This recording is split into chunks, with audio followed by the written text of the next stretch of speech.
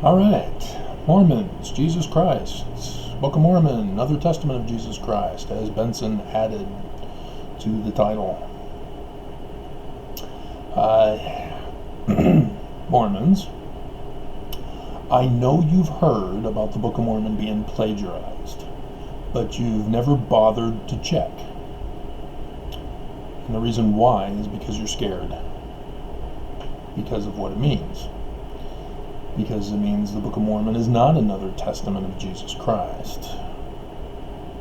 And that the apostles have been lying to you when they came out with the Living Christ signed document, of which President Oaks earlier this year told a group of youth that he's never seen God, and neither have any of the other apostles.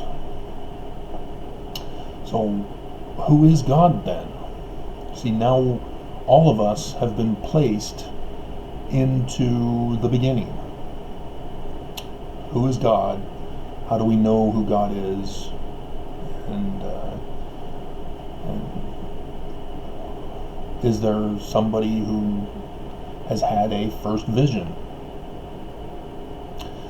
And because that's what we refer to.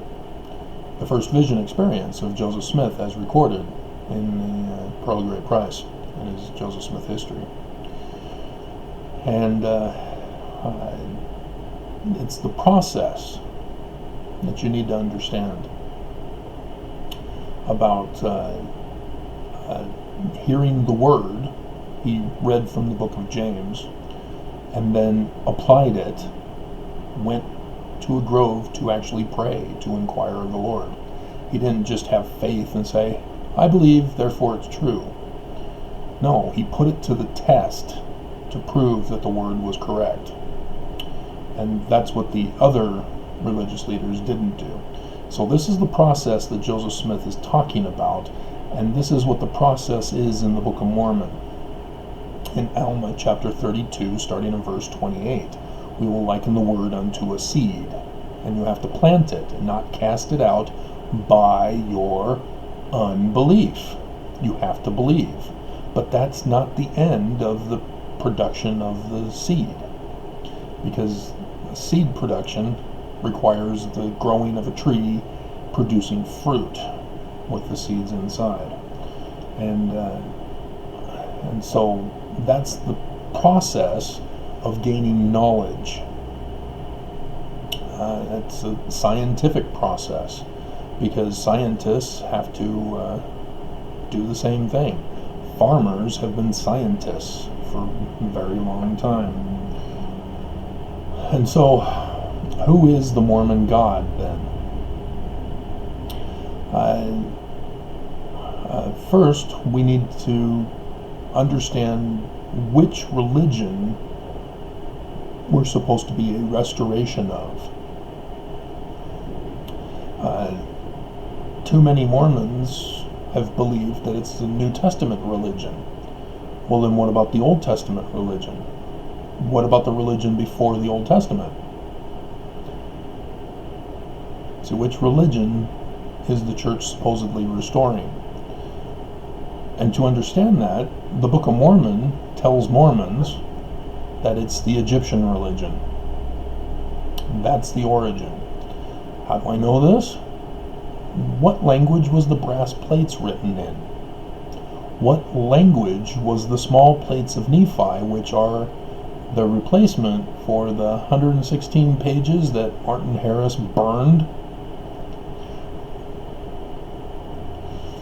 And you have to understand my history of the early church to understand all this, and thus the reason why the Book of Mormon is plagiarized. But the Book of Mormon is talking about the Egyptian religion as being the origin of all religions. And so when you have Adam Ontai Amen, Amen refers to God. That's the Egyptian God, Amun. And it's just phonetically spelled different. And so the priesthood, if you remember I think it's in Alma, that talks about the priesthood being named Melchizedek, or it's in the Doctrine and Covenants. They probably both do. You have to go to both. But it's the name Melchizedek priesthood because of reverence to the name of God, and so thus the original priesthood is the Ammon priesthood, as the Doctrine and Covenants calls the son of Ammon, son Ammon. And so that is the God of Mormons. If you don't like it, tough. That's your religion. That's the origin. That's what Joseph Smith was restoring, was an Egyptian religion. And it's not Christian. The Christian Jesus, as I've pointed out in other videos, is a name taken from the book of Joshua. Joshua is the Hebrew of the Greek Jesus. And the book of Joshua is a fictional tale. It's not a real history, because the archaeology can't confirm it. It doesn't correspond at all with the timing.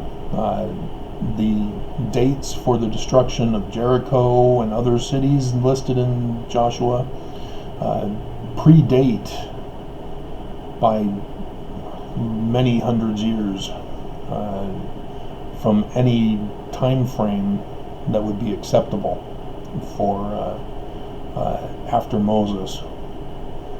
And even then, the various cities were not destroyed at the same time period either. So you have Jericho being destroyed in several time periods, I think. But you have other cities at different time periods than Jericho. And it's not by a year or two, so that it would harmonize with the book. It's way messed up. And so the author of the book of Joshua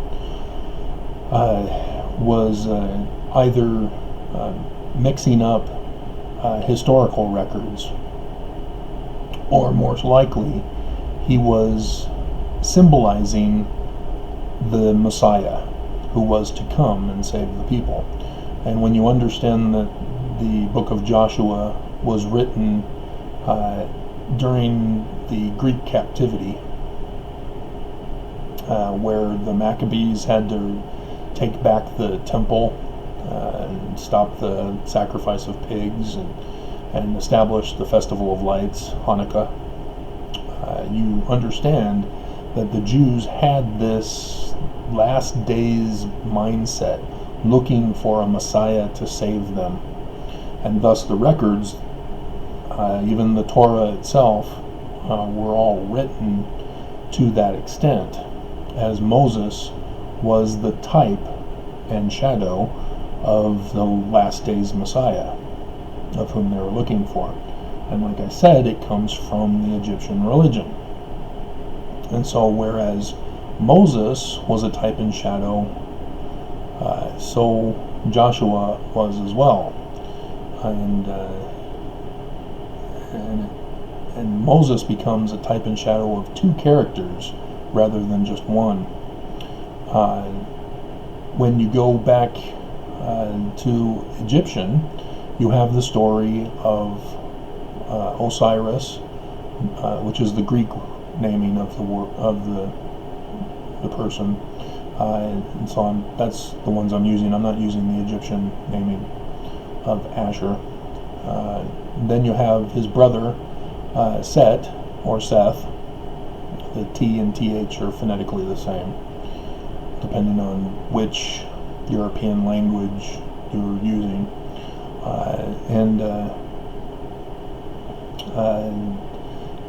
Set is jealous of his brother being the ruler of the whole kingdom and has him murdered. And that's Jesus on the cross. The cross for the Egyptians is the Ankh, which is eternal life. So John the Baptist in the New Testament is saying, I'm unworthy to unloose the sandal straps from your ankh. Those are sandals. And so John the Revelator is talking about, I don't have authority to grant eternal life. And whereas Jesus was supposed to be murdered. And so the sacrament, if you're familiar with the sacrament, you break the bread. Bread is the completed work of the seed of wheat. It has to grow into wheat, and then you grind the wheat kernels into the flour, and then you bake it, and you put leaven in it to allow it to rise. And thus you break the bread, symbolic of Osiris's body being broken, actually hacked. Set really brutalized Osiris's body the second time around. And that's where we get the sacrament from, is from the Egyptian story. And so how did the kingdom of Osiris, which got usurped, Jacob in Hebrew is usurp, by Set, how did it get restored? Thus the concept of the Messiah, which the Jews understood and which the Christians didn't understand, because they were much later, much later than the Egyptian story and later than the Jews. And so the New Testament Gospels is about both Osiris and the restoring person who is supposed to be the king of the Jews. And so this is Horus, Har in Egyptian, and Har in Hebrew is mountain. So interesting. The mountain of the Lord, pyramids were mountains of the Lord. But Horus is the son of Osiris, but when he grows up to battle Set, shows how he's the son of Set. So that Amun-Ra, chooses Horus as the true successor and banishes Set. And there's lots of symbolism that have to do with the 12 tribes, the scattering and gathering of Israel, sacrament, the rituals of the temple, creation, etc., rebirth, born again, all come from the Egyptians. And so the Book of Mormon then, as we know, it's not an actual history of Jesus Christ coming to the Americas. You now understand that Jesus in the Book of Mormon is this last days Messiah, because that's what it's talking about. It's written for us in America, warning us not to put Trump on the throne as a king. Oops. I've already done all these videos on my other playlists and books and blah blah blah. But it's also about the second coming, which is actually the first coming, which is the restoring coming. See, Christians messed it all up, because Osiris doesn't come back and restore his kingdom from Set. He was murdered. He ascended to heaven, had the temple pattern for everybody to follow his example and be as him in the heavens as a god. It's his son who wins by being the son of Set, who restores the kingdom. And so Jesus in the New Testament talks about restoring the kingdom of David. And if you also know my works, you know that David is the 18th dynasty pharaohs, the Taut Moshe dynasty, the David Moseses. So King Tut is a popular one. It's actually Taut. And T and D are phonetically the same. And so in Hebrew it's David, whereas in Egyptian it's Taut. And so the Hebrew God is the God of the first pharaoh of the 18th dynasty, Yah-Moseh, which is Yah Moses, the God of Moses.